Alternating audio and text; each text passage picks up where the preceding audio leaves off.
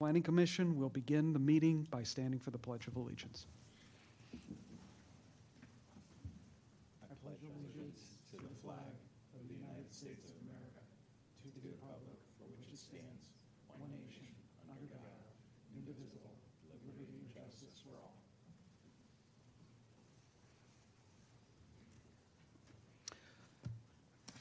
The first item on the agenda is the approval of the minutes for the October 6, 2025 meeting. These minutes were distributed to the commissioners in advance of today's meeting. Do any of the commissioners have any changes to those minutes? Okay, seeing none, I will make a motion to approve those minutes. Do I have a second? I'll second. So I'll go with the second by Commissioner Kunda. All in favor? Aye. Abstain. So I think we have 7 in favor and 1 abstention by Commissioner LaHoda. Okay, the next item on the agenda is consideration of application 216-024 concerning 216 and 220 Radnor-Chester Road. This is a minor subdivision lot line change, final subdivision application. The project is located within the R1 zoning. One parcel contains 1.11 acres and the other contains 2.66 acres. The project proposes a lot line change to transfer 10,048 square feet with associated impervious from 220 Radnor-Chester to 216 Radnor-Chester Road. As part of our consideration, we've received letters from Gannett Fleming dated November 20, 2025, and from Gilmore & Associates dated November 24, 2025.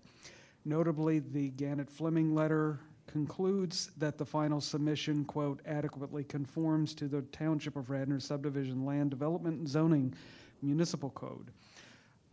The Gilmore letter states that one waiver is requested, and that is for section 255-22B1K concerning the requirement to show significant man-made features within 500 feet.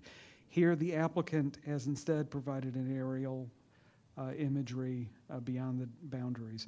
The Gilmore letter concludes that the reference plan includes a property line adjustment and generates no transportation-related comments.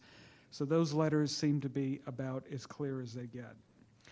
However, there's one issue that's noted, that I noted, which is based on the property deeds that we received, the properties are owned by different persons.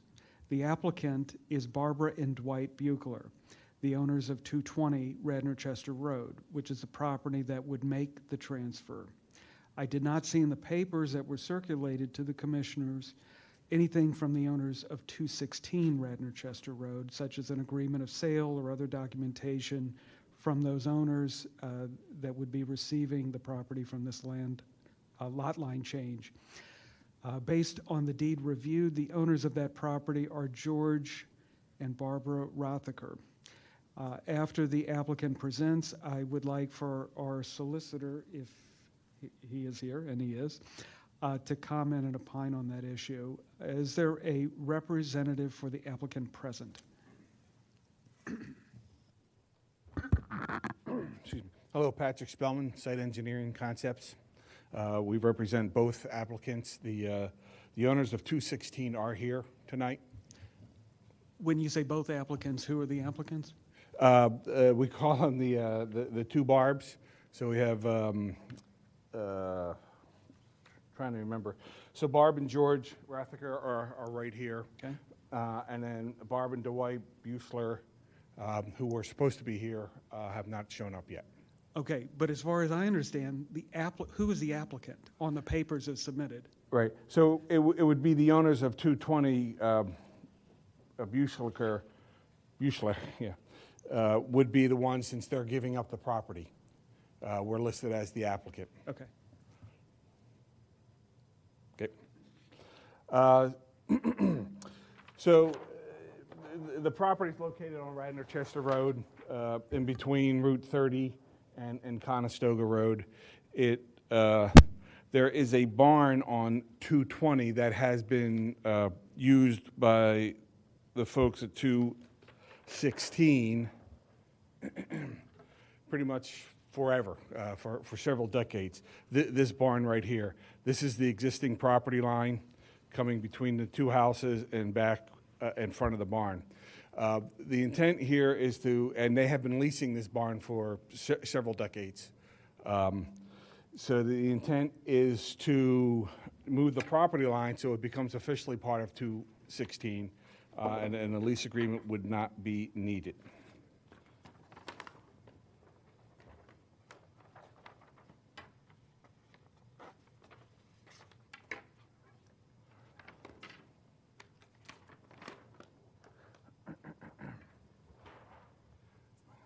So here is the existing property line that would be extinguished. The property line coming down the side would be extended and then shoot over parallel to the back of the barn to create a piece that would be part of 216. The property line was chosen, excuse me, was chosen so that all the zoning parameters would be met, mainly the impervious coverage. So this impervious coverage being with 216, and this property meets the requirements. The setbacks, of course, are also met. Accessory setback. And lot areas, 1 acre is required. Both of them are well over that before and after the transfer. And it is pretty much that simple. Okay. Mr. Phillips, just to confirm, the impervious is in line after this lot line? Yes, is everything's withdrawn? in conformance with Okay. the zoning and subdivision. Okay, great. So just going back, I guess, to my first observation, what do we have in the record as to 216 being part of this application? Do you have like an agreement of sale? Do you have a letter of something? We have their testimony, which they can give tonight. They are both listed as the property owners on the plan to be transferred. So here's my issue. I would see that you'd have to have something in the record, like written documentation, not showing up to make an oral statement of because they're not the applicant. And if we proceed with doing applications, where you're changing a lot line within another property that you don't own, to me, that's troublesome. This is the first time, we've done lot line changes before, but I don't recollect doing one where property A and property B are owned by different people.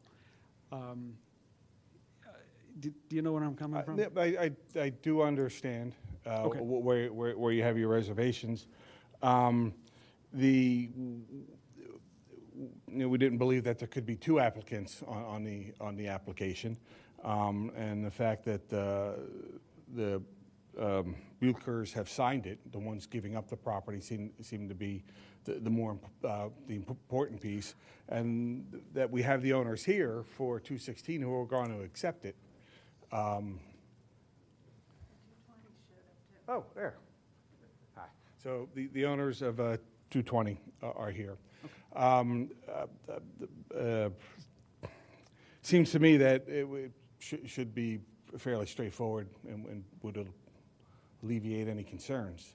I mean, it's you could say that it seems straightforward. I'm just saying it's a big deal, changing a lot line in the properties. I would ask our solicitors to at least chime in on this. Could you just prepare a letter and provide it to the township, signed by the people who are not on the application, just saying that they are, support and are part of this application? I understand fully that the plan can't be recorded without both property owners signing, but I think this would alleviate some township concern if you just provide something up front. Oh, yeah, absolutely. Thank Is there you. an agreement of sale? Has that been worked out yet?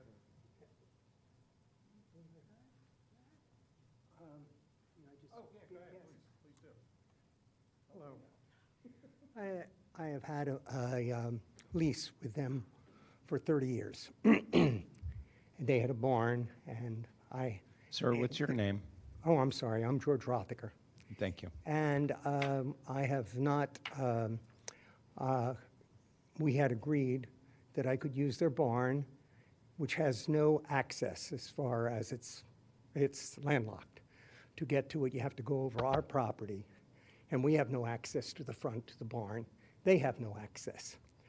So I leased it, and now they're moving, or have moved, and we were in between the fact that I had a lease, but we don't know whether new owners would abide by a lease, and the lease was signed by all of us. So what we agreed on personally was a structure where we would pay them money over time, and they would transfer this over. So we thought we had everything in agreement. And how can we have we don't have an agreement of sale because we don't have approval yet. So I don't know. So let me ask you this. Has the 220 been sold to the new owners or the No, new residents? they won't sell it until this is taken care of, because it can't be sold as either with the barn or without, or with our lease, which is for 20 years, to put that on top of it for them to have to carry that lease, the new owners. So this gets them clear of the new owners or whoever comes in to buy it.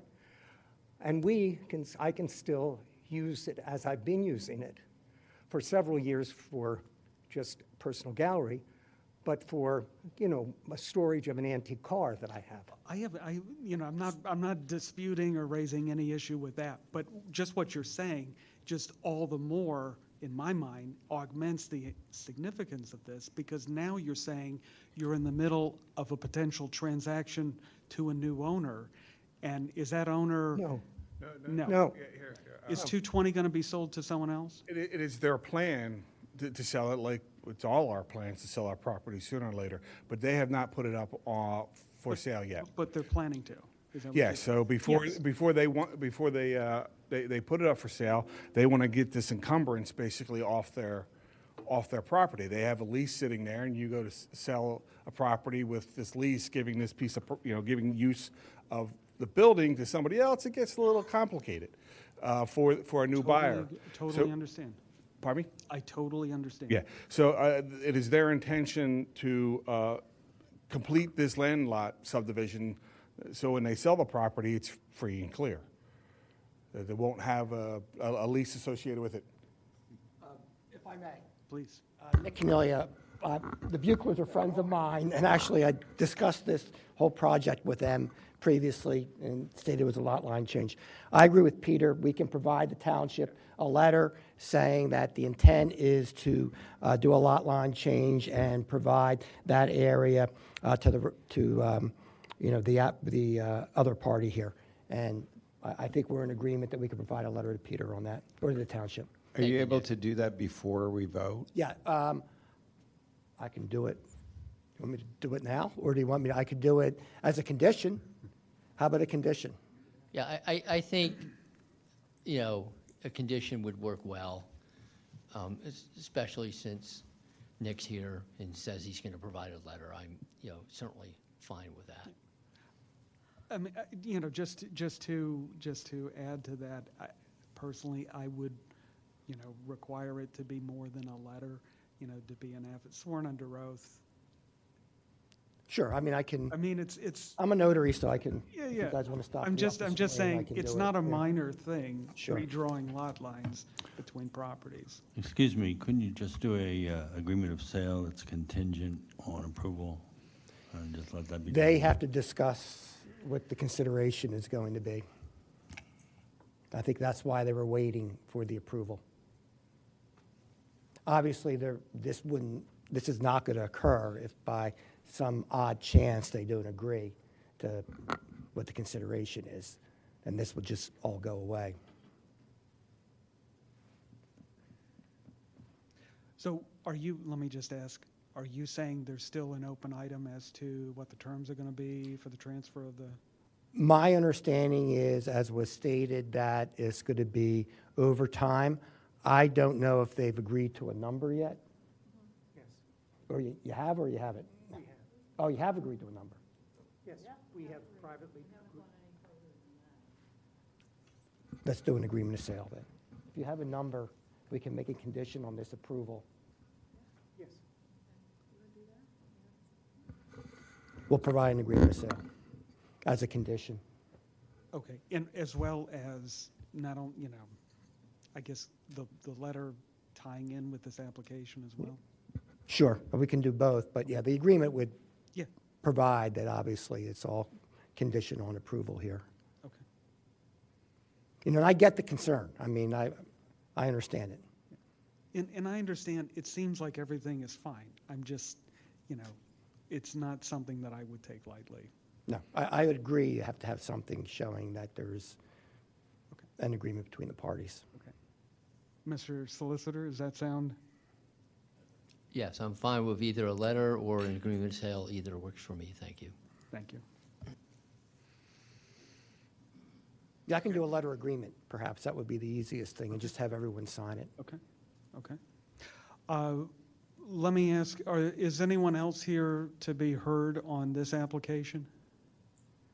No. Do other commissioners have comments, questions on this application? No.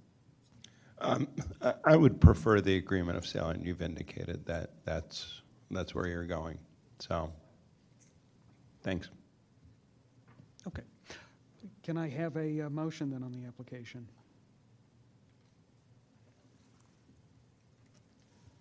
Motion in the matter of application 216024 for 216 and 220 Radnor Chester Road with a lot line change to recommend approval condition on the applicant producing an agreement of sale referencing this required lot line change. Okay. Second. Second by Lahota. All in favor? Aye. Aye. Eh, So we have 7 in favor, 1 abstention by Commissioner Kunda. Yeah, and this isn't going to get to the Board of Commissioners until January anyway, because this won't be listed. I think their next meeting is Monday night, and they don't have anything else for December. So Okay. it's not going to get there till Great. January. Thanks so much. Thank you. Yep. Good night.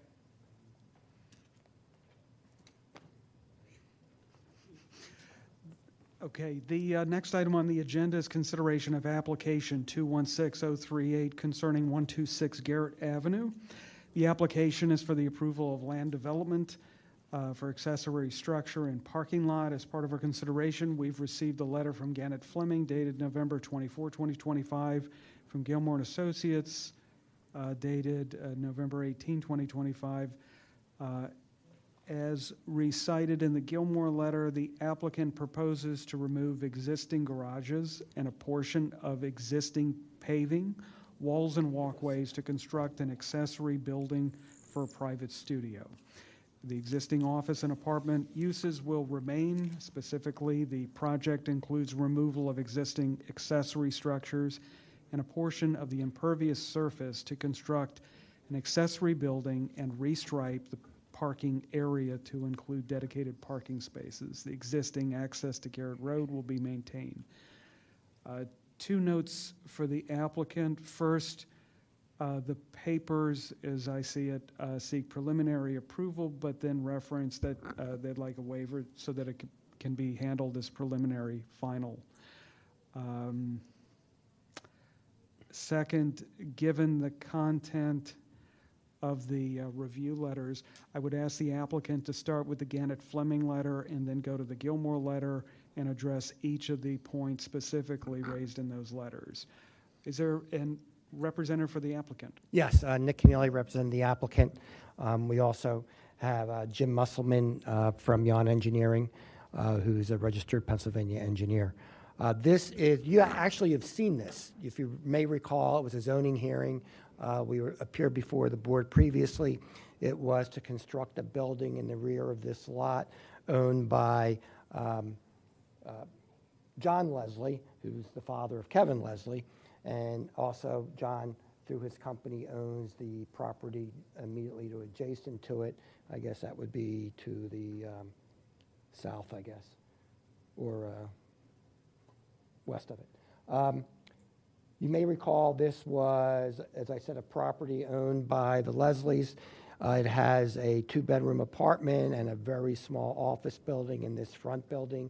Proposal was to remove 2 sheds that you see outlined here on the plan and replace it with an accessory building where Kevin would operate his training for crew, possible high school crew members, and also deal with their college applications and college admissions. And Kevin, if you just want to come up quickly and just explain your proposed use for the building. Hi, everyone. Kevin Leslie.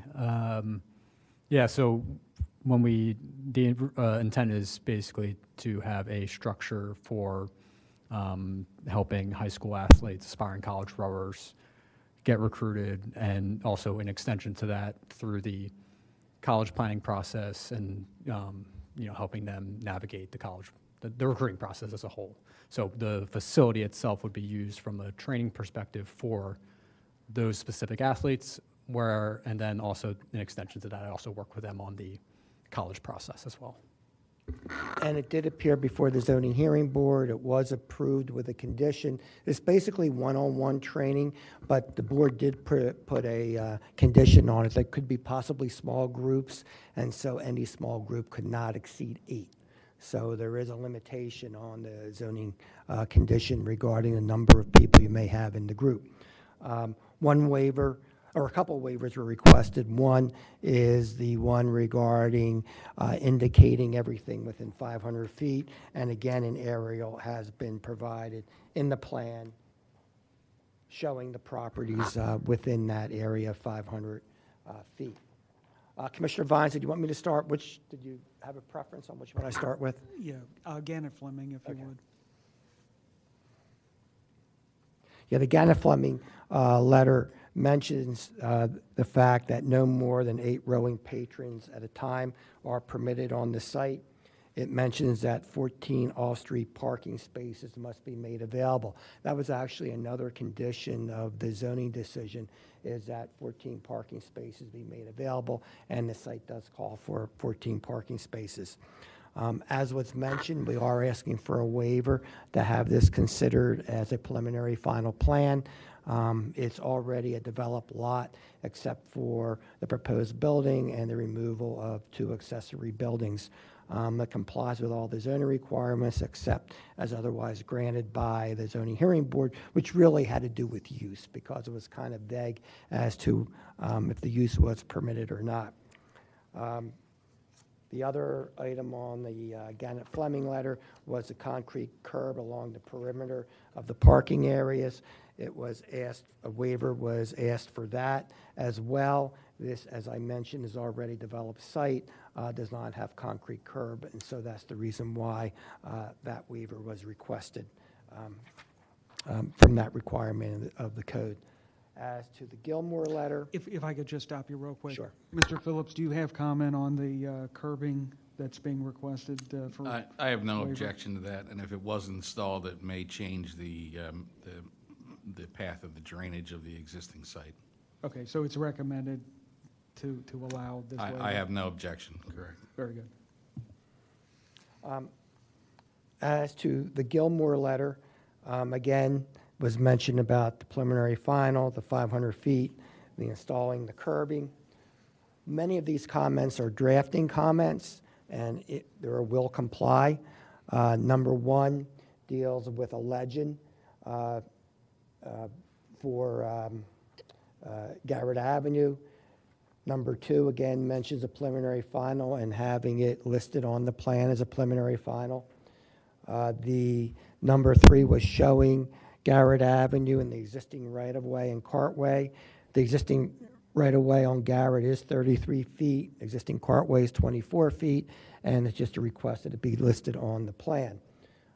Number 4 was the show existing features within 500 feet, and again, a waiver is requested, and an aerial is included with the plans. Number 5 was the cartway and width for Garrett Avenue is a will do. The sidewalks, there are sidewalks here, and it's just asking to provide the location of the sidewalk. And there was a request here that's pointed out in the Gilmore letter about the removal of this pedestrian path. There was a pedestrian path from the building. This is the property here.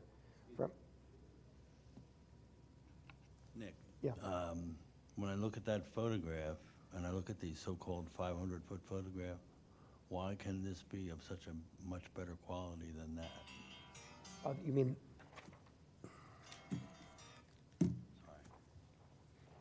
You know what I mean? Is there a way to do that? Consistently, when we do these 500-foot waivers, we end up with something really gray like that. It's difficult Go ahead, to yeah, figure sure. out.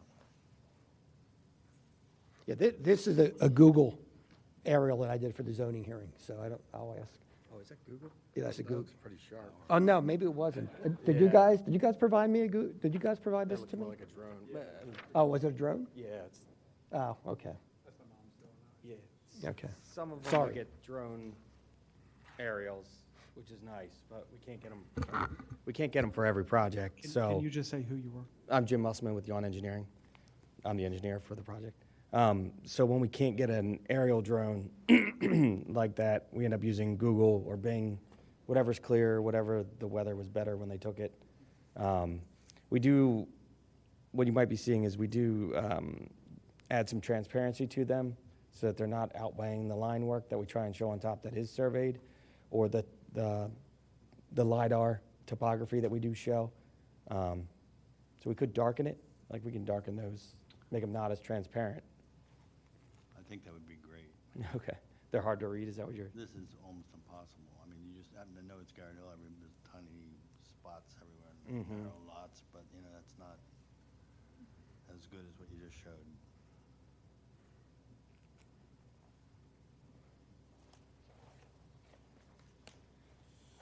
As I started mentioning, there's a walkway on the existing plan from the house, this front walk here. Yeah, this is existing conditions. And what's being proposed is this being removed and replaced with grass. And actually, the house, what you would do is, one, the parking for the house is located in the blacktop area, and if you did have to walk to the house from the street, you could walk partly right up the driveway in this location, and then I believe this is the front door here, where I'm pointing to the house. One of the two. Is the reason you're wanting to remove that for impervious? We comply with impervious, but is to actually add more grass and also to limit the necessity of stormwater management on the site, since there's very little impervious that we're adding already. Nick, as I read it, by removing 1,000 square feet, and adding whatever you added, it's less than 500 new feet, so that's why. Yeah, that's correct. Okay. I think this walkway is only 72 square feet from discussions I think we had today. It's probably on here somewhere, I would guess. Okay. Probably because it was removed, yeah. Yeah, I believe it was 72 square feet is what discussion we had today. The next comment was location of the sidewalks. I believe we discussed that. The alternate path, as I mentioned, would be the driveway. The existing road classification as a local street. We know that the township can require existing right-of-way or existing cartway. The way it's worded in the code is that the Board of Commissioners may require it if actually a waiver is needed. I always argue that waiver is not needed for that requirement, but if a waiver is in fact needed, we'll request a waiver for that requirement as well. Because like I said, it's an optional requirement with the Board of Commissioners, and the Board of Commissioners have to ask for it. That's why I kind of hold that a waiver is not required for it. But in any event, if it is required, we will request a waiver from it. Site distances on the driveway. Garrett Avenue, I think you're familiar, but we will provide that. That's a will comply. Garrett Avenue is a pretty straight roadway. There's very little bend and curbs in it. I thought maybe we had a photo of that somewhere, but I think if you ever driven down Garrett Avenue, and it was pretty straight. Here it is. I don't know if you can see that, but here's Conestoga, and here's Garrett. And as you can see, I don't think we have any site distance issues, but we will provide those numbers.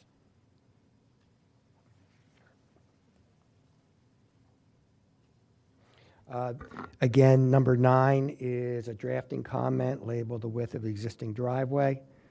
Number 10 is vehicle turning templates. We will have to provide that. We will comply with it and rely on discretion of the township's traffic consultant as to whether any other modifications are required for turning templates. So what happens if you do have to make modifications for a turning template? Yeah, I think what we have to do, go ahead. Yeah, there's, we looked at them already preliminarily, and after, we'll discuss it, but we can shift parking if we need to. We can increase gore area where we have it, add gore area, basically just move asphalt around to make the turning movements work. They work as it is now, but if they want a little more room, we can add paving to provide more room. Shift parking towards the building in the back, if that makes sense. Does that include emergency vehicles? We haven't been asked to provide them for emergency vehicles. That would generally be a pull-in, back-out maneuver. Should there be a fire marshal review? So let me bring Gilmore into this. So this comment was just for these parking spaces here, not intended for emergency vehicles. We just wanted to ensure particularly the parallel parking spaces that they could be adequately accessed and someone could pull in and, you know, if you are in one of those spots, then how are you maneuvering and exiting the site? Mhm. So this is one of the type of items that at least, you know, is different than the other ones. Mhm. You know, when it says put a label here, I'll put a label Right. here. This is now a turning template, and if there's a problem, then there's a, you know, this is something that you want preliminary final Yep. on. Okay, you know where I'm. I get it. Yep, I know where you're going. We'll have Jan Engineering communicate with the traffic consultant regarding that. That's the turning templates. We'll have Chris or Mike give you a call and talk to you about the turning templates and provide. I know Chris did it when we were having our meeting today online. He, as the engineers do, did something that kind of showed it, but it was beyond me. So here's the thought. I know. Okay, good. Let's finish the letter. Yeah, I get it. And then we'll come back Yeah, and I get it. noodle over Yeah, what this is. Right, sure. Lighting is another issue I'm sure you're going to be raising. So, yes, we will have evening hours. We are going to have to provide lighting, so that's another item that That's we're going to another have to open address. item. Yeah. Again, this is, for like preliminary final, there's I- a yeah. lot of stuff. And we prefer, obviously, cleaning all this up and getting preliminary final than doing just preliminary Right. and then right. coming back with That final. That occurred to me, that it would expedite it for you Mm-hmm. to be able to do it that way. Let me ask you this before we finish the letter, but we can still finish the letter. Right.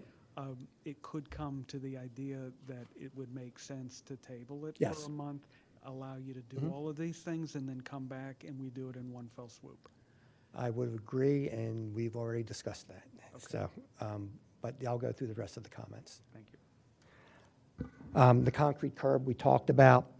The grading, we'll have to provide that, but it's a pretty flat site. I don't think that's going to be any issue. The use of the proposed building, we can make a modification on the plan to show that. Kevin Leslie already described what the use is going to be, and it was approved by the zoning hearing board and also provided to the planning commission during that initial review. Trash collection, John, I think they deferred to you when I met tonight on how trash will be collected. Is it wheeled bins? Is that what's going to occurring on trash collection? It can, yeah. Do we have trash? Well, do you know how it would be? Any thoughts now on what the trash collection would be? Just identify yourself first. What's, John Leslie. He's the owner of the property. But we- And Kevin's dad. But we will do it, we can get the rollout cans from Republic or something. Okay. Number 3 there is showing existing utilities on the plan. Mike, we're okay with that? Okay, we'll show that. That's a will do. Appropriate accessible parking signs for van space, that's a will do. Clarify the 12-foot wide area in front of the proposed accessory building. Consider reducing the width. And we discussed that today too. And, again, with the parking turning templates, I think that's all going to come into play with that comment as well. And then number 6 is maximize available width, which kind of plays into, I believe, number 5 and 6. And that would be looked at as well. And finally, after questions from the board, I would request the matter be tabled next month for us to provide updated plans and more information to the board. Clean it all up. So we don't have anyone from the public who wishes to be heard? Do we have commissioner comments, questions? Did someone question you about the noise factor? So It's all in how big is the structure going to be that you plan on building? Go ahead, Kevin.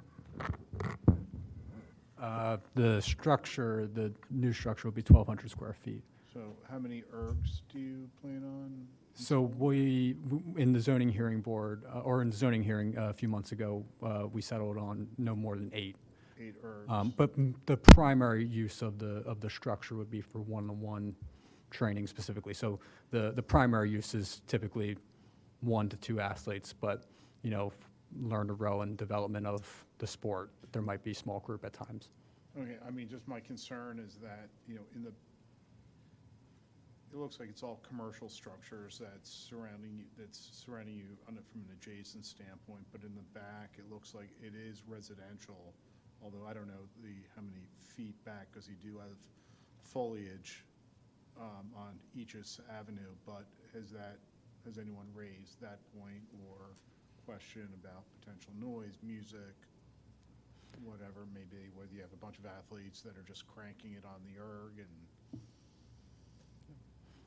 Yes, and I love that you mentioned the erg. So you obviously know the sport a little bit. But yes, we in the zoning board it might have been I think it was a zoning hearing. That was one of the first questions that was asked regarding noise levels, and we've spoken with most of the neighbors months ago when we first started this process. And the behind the unit is yes residential, but it is. I took a measurement months ago. I forget what the exact measurement is, but it's quite a distance back for residential, and then towards the front of the property, it's quite a distance from where our structure will be. But yes. Yeah, like some sort of soundproofing or some sort of something that will kind of address that internally, kind of dim the noise or whatever. Yeah, everything's interior too. Everything's Okay. within the structure. And you'll see looks like the residential homes, and there is some distance Okay. here. What is the business that is operating on 126 Garrett right now? Currently, there's a two-bedroom apartment. There is a 400-square-foot office that's currently vacant. The storage was used by Mr. Leslie for his plumbing business to some extent, and that's being removed. So the use would be, the apartment use would stay. Possibly, Kevin would use the office for kind of the college admissions area for his project here. And then, of course, the new building, the new structure. How would this new business or this college recruitment rowing business be marketed? Is it like a walk-in? Anyone can find you on social media and walk in, or they have to make an appointment? How does this work? So primarily appointment-based. I mean, I already work with athletes all over the state, country actually, but a lot of them are in Radnor and Agnes Irwin area, like Radnor, Carroll, Agnes Irwin, all those schools in the area. But right now, I'm limited in terms of in-person use or ability. So a lot of what I do is virtual. But yes, by appointment, would be it wouldn't be free access to the facility. It's not a general training gym or a commercial gym. Okay. There'll be no signage or anything to say that something is happening here. Well, there'll be a sign, I'm sure. You put some sort of sign up. But it would have to obviously comply and get approval from Design Review Board if you did. Any restriction on hours of operation? I don't believe there was, Kevin, why don't you say, I mean, you're not going to be all hours of the night, but. Primarily, it depends on the time of year. When it's in school session, I would say probably 4 to 7, 4 to 8. But obviously, you're not having high school kids in there till 9, 10, 11 o'clock at night. In the morning, I would say that's probably pretty rare for the clientele. They're probably not waking up at 6 a.m., but it's always a possibility if they are. But obviously then they would comply to noise if we're having off hours.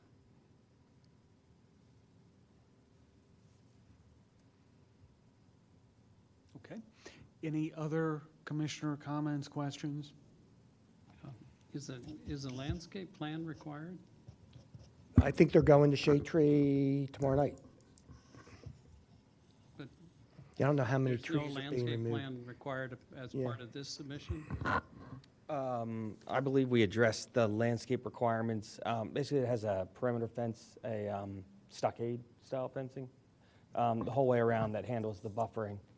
I can see that. I mean, I can see the fence and stuff.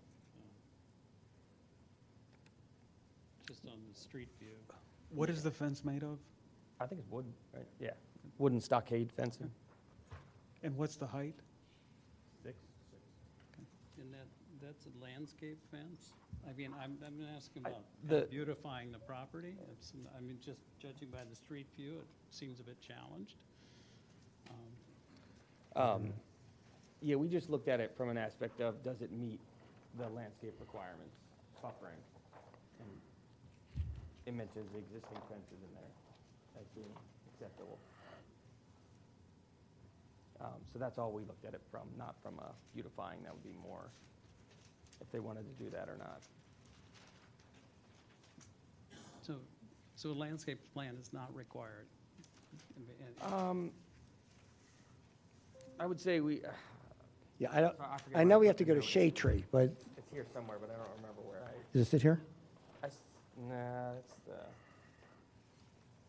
No, I mean, in just looking at the street view,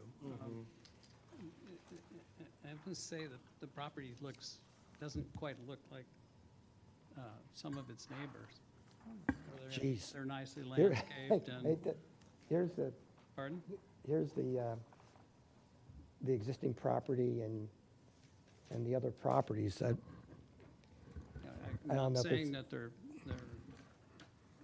overly developed in terms of landscaping, but there's some attempt, particularly across the street, directly across the street is a house beautifully landscaped. I'm just curious, I mean, the township gives variances and such, but what are we getting in return? Where really kind of nothing. There's no beautification, considering the outrage of the Garrett Hill group that came here to talk about the businesses that were going to have people eat outside, and they definitely came. They cleaned up all their facades. It really looks nice there where everybody's eating out. I'm a little surprised there's no one here from Garrett Hill to address the kind of unsightliness of the property. Yes, and I agree with you. I think that the property needs a little bit of cleanup. And if you actually see the sheds in the back that we are removing, like the garages that they have labeled here, both are falling apart. They have roots growing in and out of them. So I would say a lot of that is pending, obviously, approval. We've been in this process for, however many months. So I'm not the opposed curb to- appeal I'm might not need opposed to the adjustment. idea of it. It'd be great if the We'll look at it. community got something back from it. So. Yeah.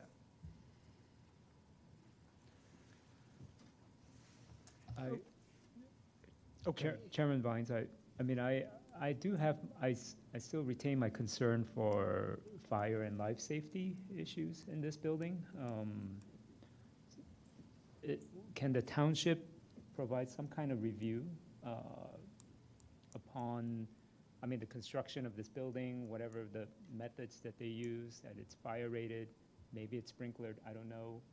That's typically done as part of the building permit Okay. process. That's not this Okay. understood. subdivision and land development process. And they're going to have to comply with the state building code. Okay. So whatever the state requires, which is based on international standards, they're going to have to comply with. And I think sprinkling's probably required here. I would assume that I would Trish is think nodding so her head, also, I think yes. so. Okay, all right. Okay. I have one more straight question. I noticed a garage on the other lot that's also owned by the same landowner. How does that access now? I know it's not really part of this application, but still, it's like, how do you get to that? What is it? Yeah, they have Or their is that- separate, they have separate access. Is that dilapidated and dangerous as well, compared to the other garages? They own this lot and it accesses here. And I'm sorry, Skip, what was the last part of that question? Is that garage in mediocre to terrible condition? Is it dangerous also, like the ones you're about to tear down on the subject property? I mean, I would say everything's usable, but yes, everything, a lot of what our intent is to, with this structure is to clean up the property. But yes, I mean, a lot of both properties can use some cleanup, which is why we would remove the two on 126 side and put up a structure that we believe would look a little bit better. So I may have not listened closely. Is it in use right now, the garage on the adjacent parcel? No, just it's essentially just used for maybe some storage, but not anything formalized. But yes, it's not necessarily something that is very well cleaned up and maintained. It like the gentleman over here said, a lot of things can be cleaned up on both spaces, and that's our intent once we actually are there, because I'm going to be representing athletes and I want them to be coming to a welcoming space. I guess I'm speculating out loud a little bit, but if you were about to or going to shortly hereafter develop that as well, there might be some coordination that would make more sense for the subject property in terms of the parking and the access and the turnarounds, et cetera, if you did it all at once, or if you could, or at least plan for that. Yeah, I'm not aware of any intent right now for the adjacent property. But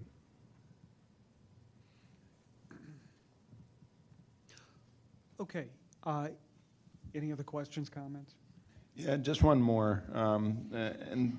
You said this in your introduction, that most of the comments were minor drafting until we obviously got to the big one, saldo number 10.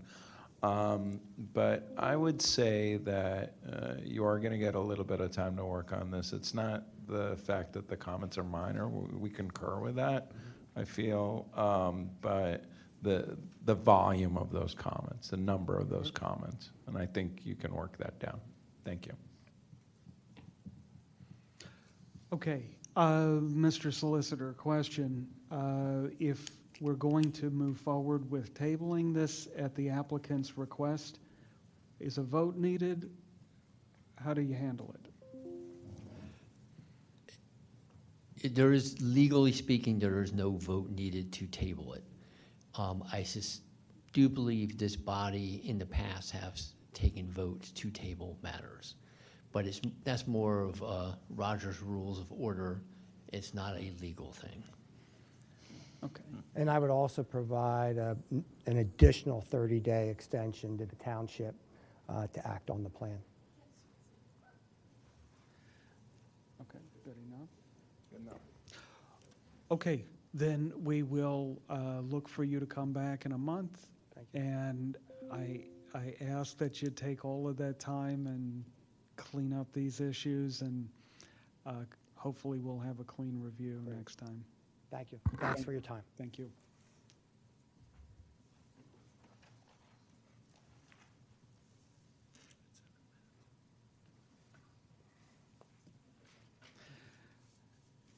Okay, under new business, we want to quickly discuss the Wayne Business Overlay District Master Plan. As many of you already know, Radnor Township is developing a master plan for downtown Wayne, which has been dubbed a Vision for Wayne.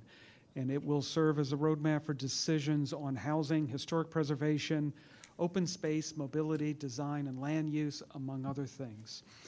The stated goal is to create a clear, exciting, and realistic vision for improving the downtown. The project is being led by the Radnor Township Board of Commissioners and their consultant, Adam Texa. He is a urban design practice manager at FHI Studio. The website for this project is www.avisionforwayne.com. And by going to the website, you can do several things, including sign up with your email address to receive news and updates, and access resource materials, including presentations and meetings, plan documents, and prior plans, including the Radnor 2035 Radnor Township Comprehensive Plan.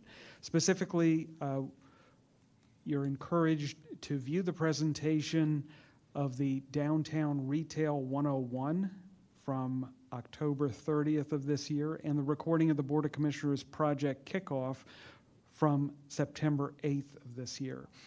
In addition, on the website, you will be able to learn about upcoming events and send an email message with any questions or comments that you have. So please stay tuned and stay informed. The last item for tonight's meeting is to acknowledge one of our colleagues, David Natt.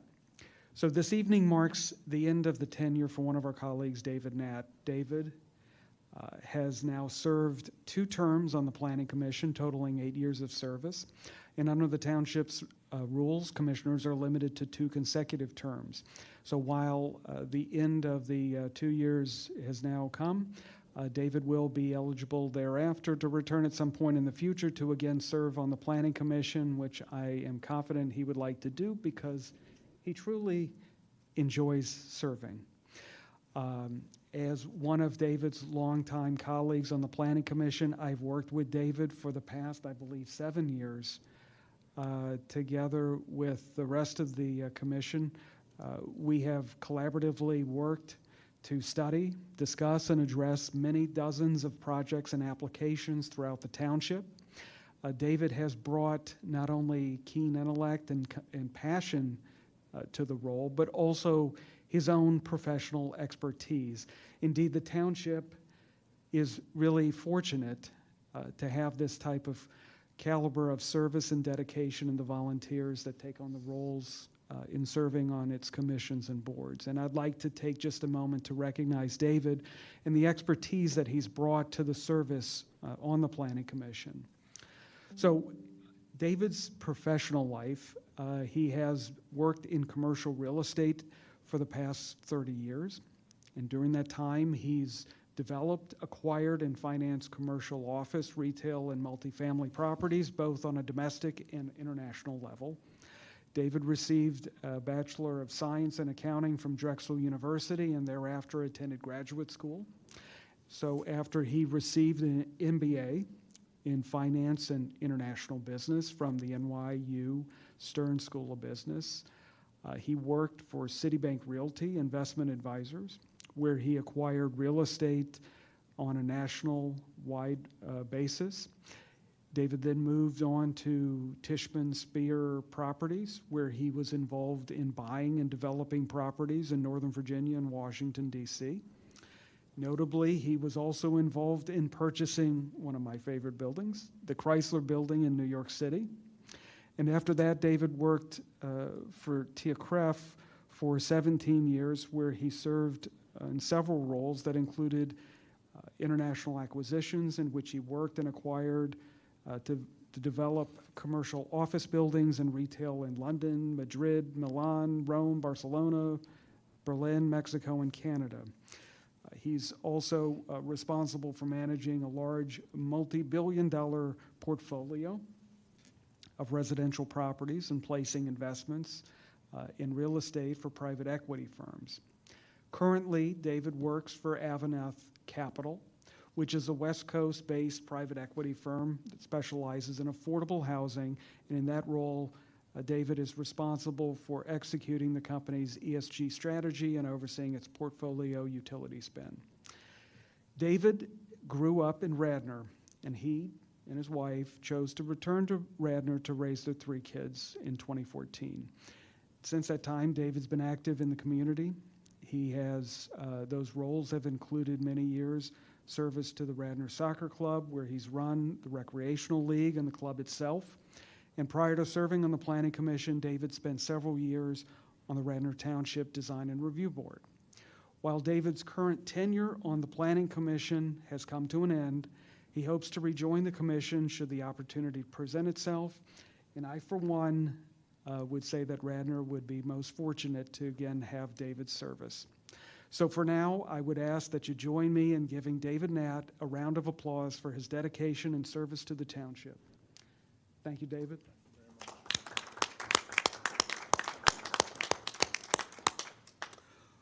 Okay, that is the end of our meeting. Can I have a motion to adjourn? Second? Second. All in favor? Aye.